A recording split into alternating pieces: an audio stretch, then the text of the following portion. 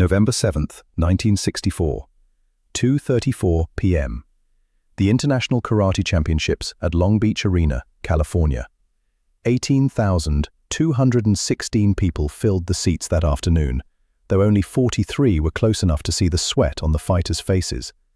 The air conditioning had broken down around noon, and the temperature inside the arena had climbed to 78 degrees, humidity rising from all those bodies packed together.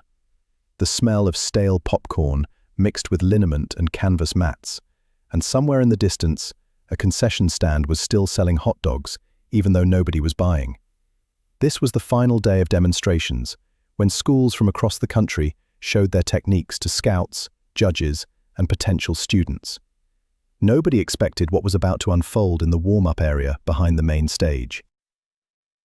Victor the Bull Romano stood 6'3" and weighed 238 pounds. He traveled from Chicago with 12 of his students, all wearing matching red gi uniforms with his school's logo emblazoned across the back. Romano's full-contact karate academy.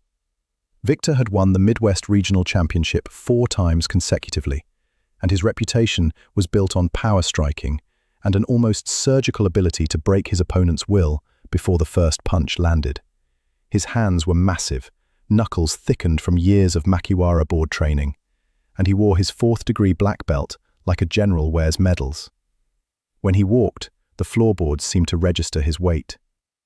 His demonstrations earlier that day had involved breaking 6 concrete slabs with a single elbow strike, and the crack had echoed through the entire arena.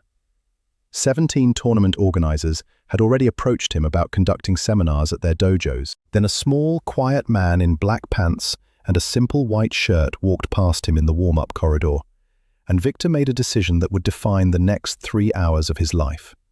The man moved with no particular urgency, carrying a gym bag, his footsteps so light they made no sound on the concrete floor.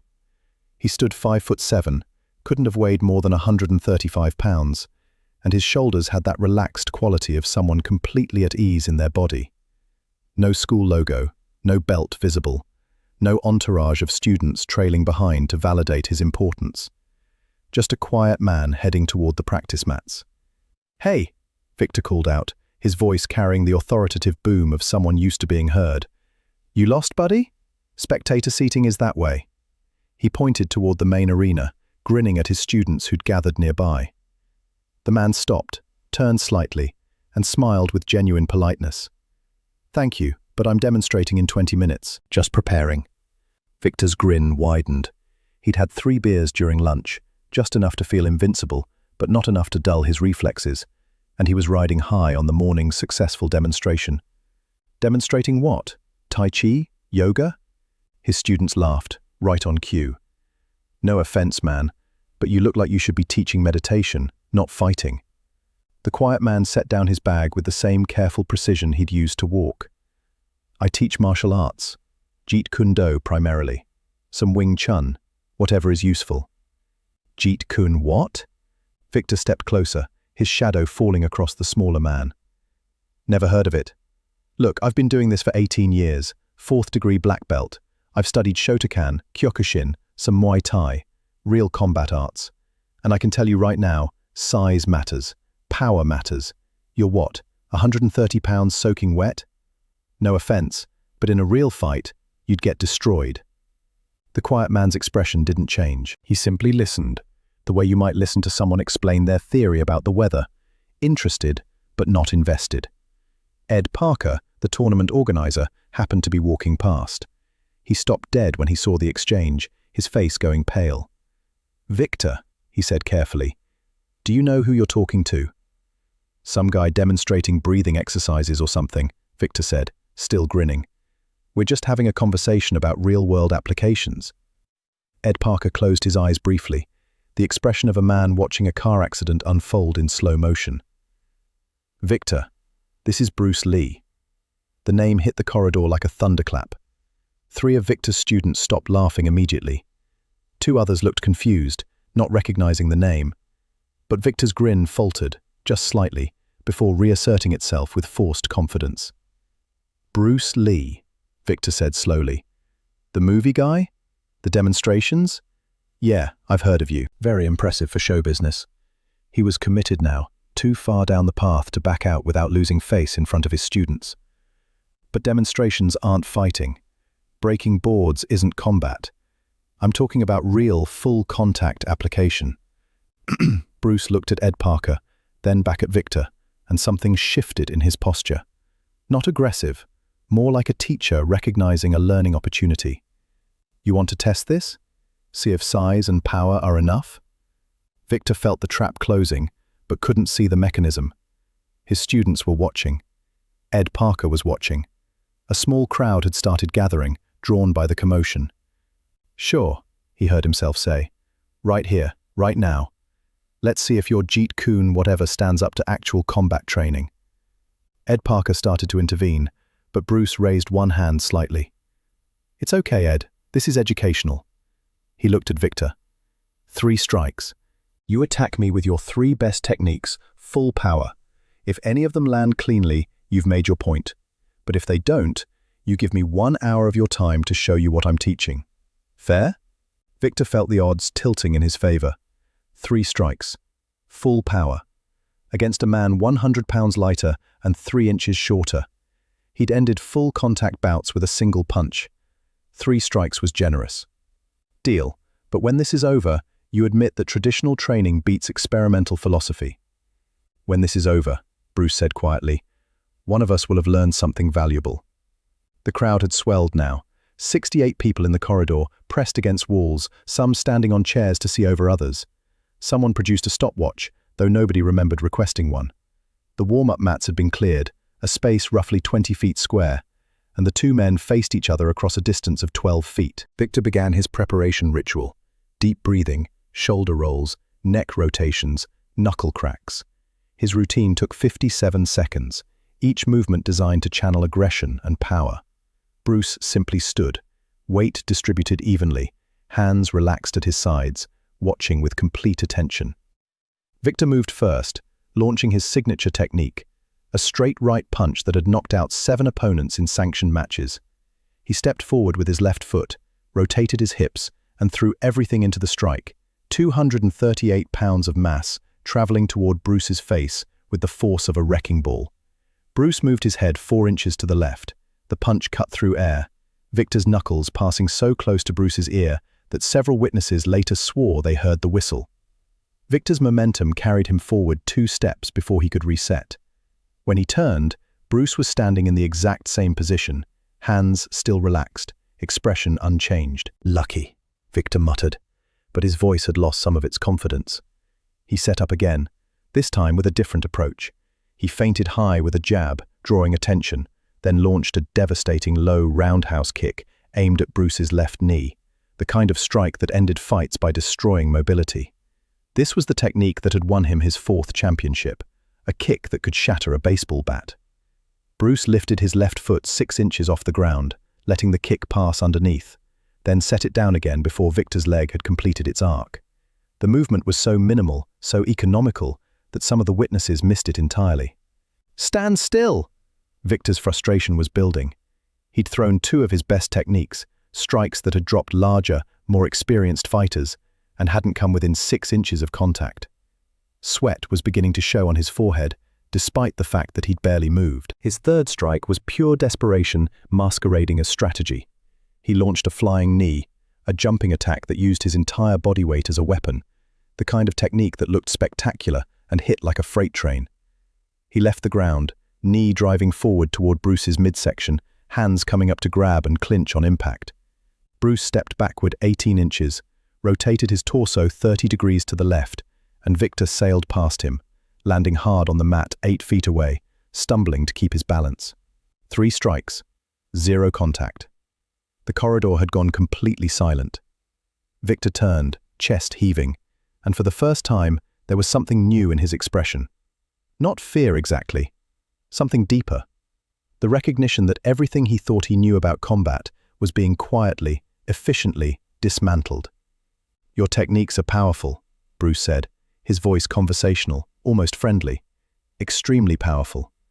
But you're broadcasting them. Your weight shifts backward before moving forward. Your breathing changes.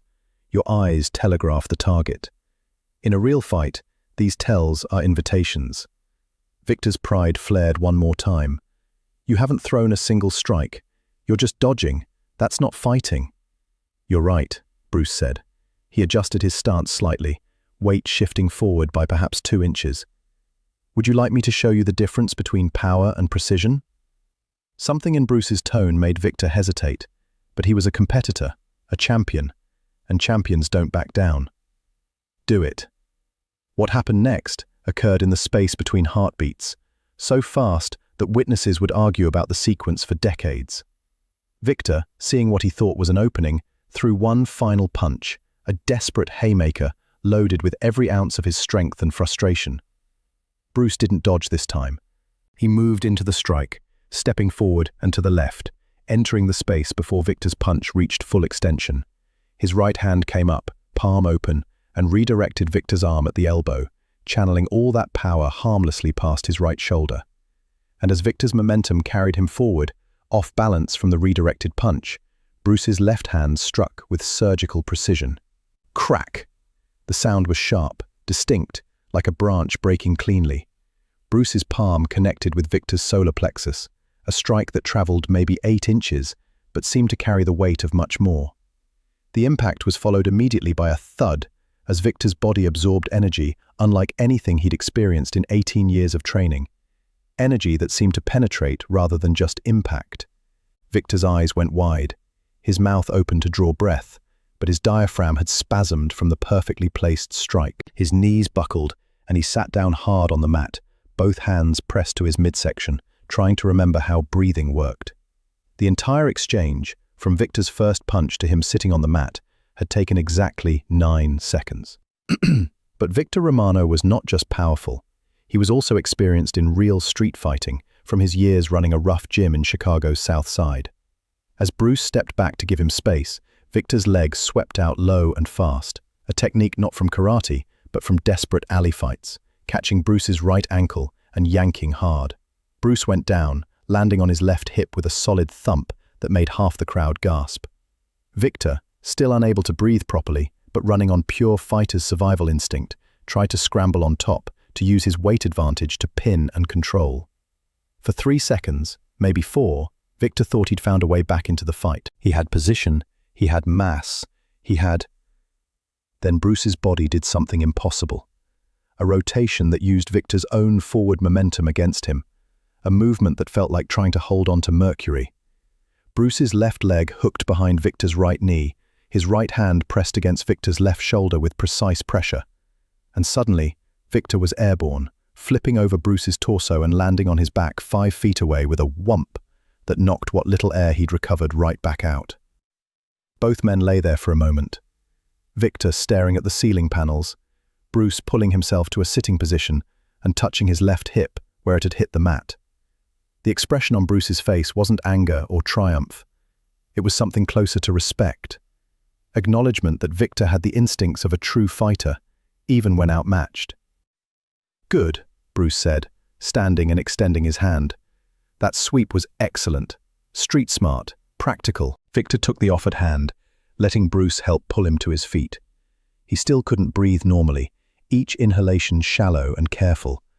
But something had changed in his face. The aggressive certainty from earlier had been replaced by something softer, more open. How? Victor managed to ask, his voice rough. I've trained for 18 years. I've fought hundreds of times. That punch. I've never felt anything like that. And how did you reverse my position when I had you on the ground? Bruce guided him to sit against the wall, kneeling beside him so they were eye level. The posture less of victor over vanquished, and more of teacher with student. The crowd remained silent, watching this transformation unfold. Your training is solid, Bruce said quietly, loud enough for Victor to hear, but not performing for the crowd. Very solid. You have real power, real technique.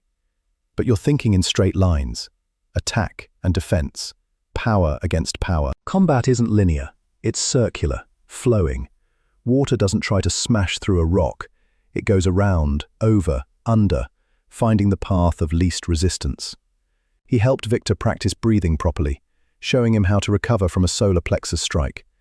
And the power you felt, It's not from my muscles. It's from structure, from connection to the ground, from timing. Watch. Bruce demonstrated in slow motion, showing how force originates from the feet, travels through properly aligned bones and relaxed muscles, and transfers at the moment of impact. Your way, you're using maybe 30% of your available power because you're fighting your own tension. This way, you're channeling everything. Victor listened with the intensity of a man who'd just had his entire understanding of combat rewritten. "Can you teach me this?" "That was our agreement," Bruce said. 1 hour. "But first, you should rest. Your breathing needs to stabilize." What happened over the next 90 minutes would be talked about in martial arts circles for the next 6 decades. Bruce worked with Victor right there in the warm-up corridor, showing him fundamental principles that contradicted much of what Victor had learned in 18 years of traditional training.